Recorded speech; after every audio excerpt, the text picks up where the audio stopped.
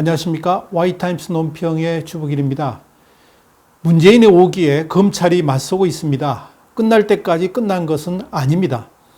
문재인 정권이 망하느냐, 검찰이 망하느냐, 진검승부가 드디어 시작됐습니다. 지금부터는 조국의 시간이 아니고요, 윤석열의 시간이 될 수도 있습니다. 검찰은 분명히 문재인 정권을 뒤흔드는 비장의 무기를 꺼낼 가능성이 충분히 있어 보입니다.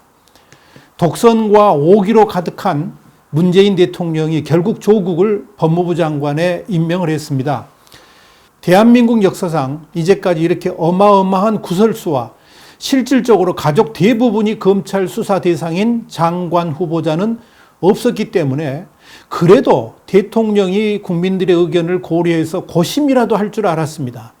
그런데 문 대통령의 독선과 오기는 국민 여론을 배신하는 정치로 나타났습니다. 문 대통령은 9일날 청와대에서 조국 법무부 장관에게 임명장을 수여했습니다. 이례적으로 대국민 연설도 했습니다. 이 자리에서 문 대통령은 개혁성이 강한 인사일수록 인사청문 과정에 어려움을 겪고 있다 그러면서 국민 통합과 좋은 인재의 발탁에 큰 어려움이 되고 있다는 답답함을 토로하고 싶다고 했습니다. 조국 장관을 좋은 인재라고 평가를 하면서 오히려 청문회가 문제 있다고 지적을 한 겁니다. 그동안 언론들에서 수없이 제기된 조국 장관에 대한 문제점이나 심지어 범죄 종합 세트 같은 보도들은 다 가짜뉴스라고 몰아붙인 셈입니다. 문 대통령의 눈에는 국민 여론이나 언론들의 검증 보도들은 아예 눈에 들어오지도 않는 것 같고 그런 곳에 눈길조차 주지 않는 것 같습니다. 그저 내 편 챙기길 위한 오만과 독선의 정치를 보여주고 있는 것입니다. 그런 조국이 장관에 취임하면서 검찰의 인사권을 행사하겠다고 공언을 했습니다. 9일날 오후에 장관으로 취임을 했죠. 그런데 취임사에서 검찰 권력이 강한 힘을 갖고 있으면서도 제도적 통제 장치를 갖고 있지 않다. 그렇게 말했습니다.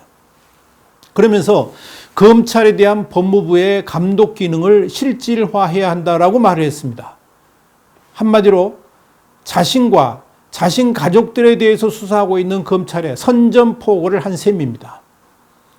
조 장관에 이어서 제가 법무장관으로 임명된 것은 오랫동안 미완의 과제로 남아있는 법무, 검찰 개혁을 마무리해야 한다는 뜻이라고 생각한다. 그러면서 법무, 검찰 개혁은 제가 학자로서, 지식인으로서 평생을 소망해왔던 일이고 청와대 민정수석으로 성심을 다해 추진해왔던 과제이자 이 시대가 요구하는 사명이라고 했습니다.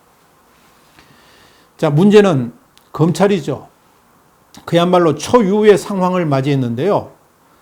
여기서 우리가 좀 생각해 봐야 될 것은 뭐냐면 대통령은 왜 조국을 고집했을까 하는 겁니다. 피의자 조국을 장관으로 맡게 된 검찰, 그야말로 비상 상황 그대로죠. 검찰이 자신들의 상관인 현직 법무장관을 수사하는 초유의 상황을 검찰이 맞이하고 있는 겁니다. 특별히 취임사에서 검찰개혁을 강조하면서 사실상 검찰에 대한 선전포고를 한 마당에 검찰로서는 개혁의 대상이 될 것인지 개혁의 주체가 될 것인지의 기로에 서 있습니다. 이미 문재인 정부 주류 세력으로부터 적폐 세력으로 낙인 찍힌 상황에서 오직 다수 국민들의 지지만 믿고 이 난관을 돌파해야만 하는 상황을 만나게 된 것입니다. 그동안 박근혜 전 대통령 등 이런 전 정권들에 대해서 적폐청산 작업을 주도해왔던 검찰이 이제는 집권 세력 주류에 의해서 오히려 적폐 대상으로 몰리는 처지에 지금 서 있는 겁니다. 그래서 이를 돌파하기 위한 지난한 싸움을 벌여야 되는 절체절명의 위기에 검찰이 지금 몰려 있습니다.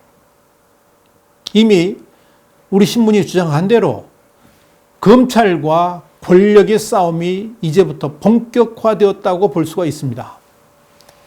남은 것은 집권 주류 세력과 검찰과의 싸움에서 누가 이기느냐, 아주 중요한 진검승부가 남아 있습니다. 분명한 것은 칼자루를 쥔 자가 누구이고 칼날을 쥐게 되는 자가 누구인가? 이 싸움이게 되겠죠. 검찰은 수사권으로 칼자루를 쥐려 할 것이고 조국 장관은 검찰 인사권으로 반드시 칼자루를 쥐고야 말겠다는 그런 의지를 다지게 될 겁니다. 여기서 중요한 것은 국민들의 여론입니다. 과연 여론이 어느 편을 지지하게 될 것인가? 이게 관건이죠. 중요한 것은 민심의 흐름이 집권 주류 세력에 호의적이지 않다는 겁니다. 그럼에도 불구하고 내년 총선을 앞둔 집권 세력이 왜 조국을 기어코 임명하는 오기와 만용을 저질렀을까를 생각을 해봐야 됩니다. 이유는 간단합니다. 피의자 조국을 하여금 검찰의 도발을 제압하라는 명령인 것입니다. 이 말은 조국에 대한 검찰 수사는 단순하게 조국만으로 끝나지 않고 권력 전반에 엄청난 폭풍으로 몰려올 수도 있다는 판단이 있었기 때문인 겁니다. 그러니까 더 이상 물러설 수 없다는 그런 판단이 여권에게 있었다는 이야기입니다. 다른 말로 표현하자면 조국은 정권 자체를 흔드는 폭탄이기도 하지만 조국은 정권 지키기를 위한 최후의 보루로서의 역할을 감당할 방파제라고 현 정권은 보고 있다는 이야기입니다. 그러니까 조국으로 정권을 지키겠다는 집권 주류 세력의 뜻이 문재인 대통령의 5기 인사로 나타났다. 이렇게 볼 수가 있을 겁니다. 결국 조국이 무너지면 정권도 흔들리게 돼 있습니다. 그러니까 조국 지키기에 정권의 명운을 걸게 된 것입니다. 당연히 검찰은 각오를 다질 수밖에 없습니다. 검찰은 법과 원칙 따라 계속 수사하겠다 이런 각오를 밝혔습니다. 비록 집권 주류 세력에 의해서 적폐 대상으로 몰렸지만 국민 여론의 지지를 받는 검찰은 차분하게 조국 장관에 대한 수사 의지를 다짐하고 있습니다.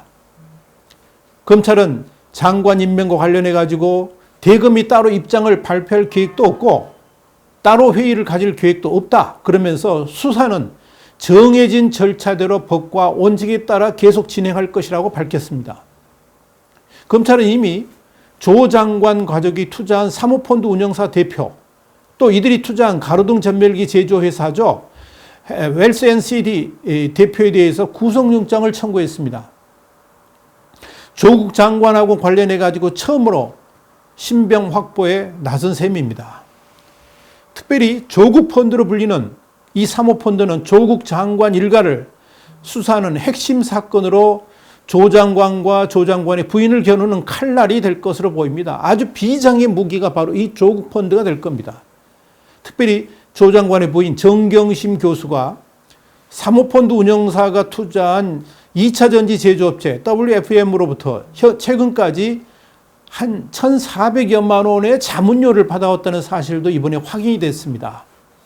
그런데도 조 장관은 모른다 그랬잖아요. 조 장관이 오촌 조카의 권유로 투자를 했을 뿐 어디에 투자했는지 이런 것들은 전혀 모른다 그랬습니다. 그런데 자기 아내가 이렇게 자문료까지 받아왔는데 그걸 모른다. 도대체 여러분 이게 이해가 됩니까?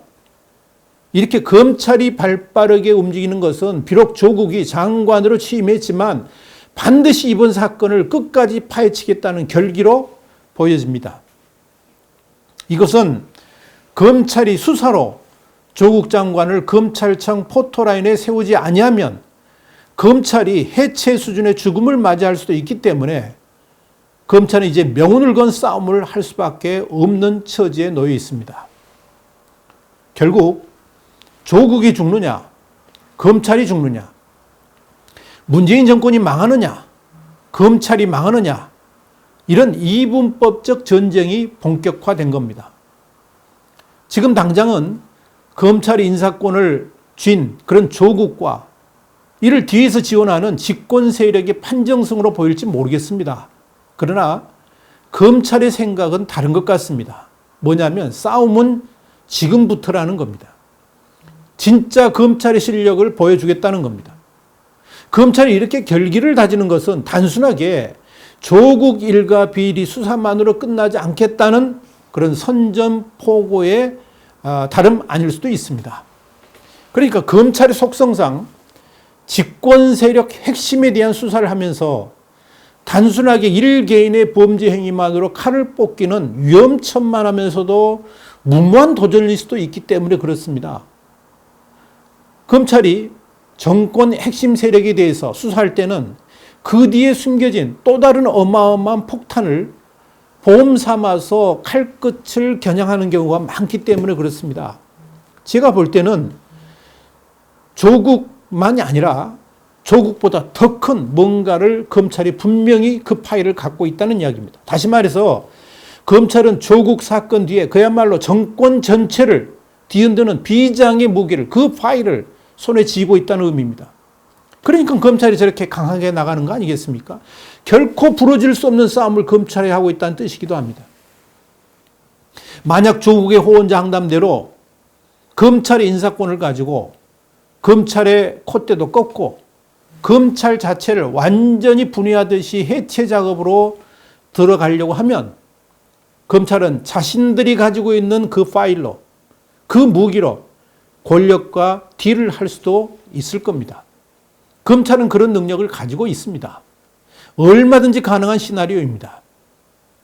특히 이 좌파 권력이 말하는 정의와 공정, 이 정의와 공정을 좌파 권력들은 부르짖지만 그 속을 들여다보면 우파 권력보다 훨씬 더 부패하고 그 범위 자체도 광범위해가지고 검찰의 사정권에 금방 잡힐 수밖에 없습니다.